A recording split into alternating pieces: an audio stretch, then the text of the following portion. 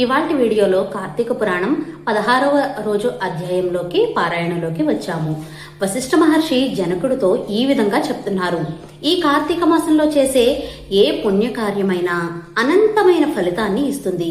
కార్తీక మాసంలో ఏ విధమైన వ్రతాలు ఆరాధనలు చేయని వారు ఘోరమైన నరక బాధలను అనుభవిస్తారు.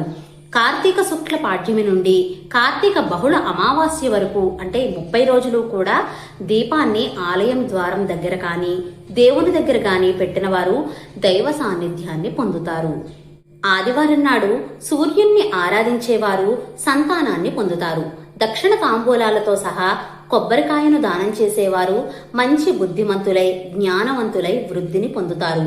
అయితే దీపస్తంభాన్ని చూసిన వారి పాపాలని సూర్యుని వలన చీకట్లు తొలగినట్లుగా తొలగిపోతాయి అని చెప్తున్నారు. అయితే ఈ దీపస్తంభాన్ని ఎలా పెట్టాలి అని వశిష్ఠ మహర్షి జనకుడితో చెప్తున్నారు.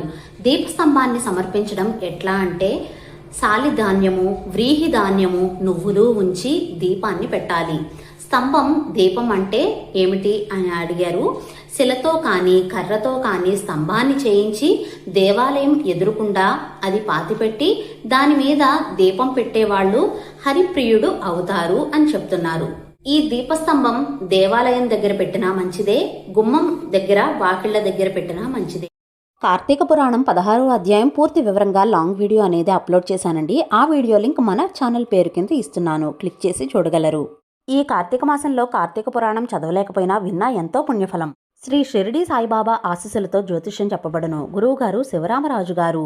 మీకు ఎలాంటి సమస్య ఉన్నా సరే గురువుగారికి ఫోన్ చేయండి, 100% పరిష్కారం తెలుసుకోండి.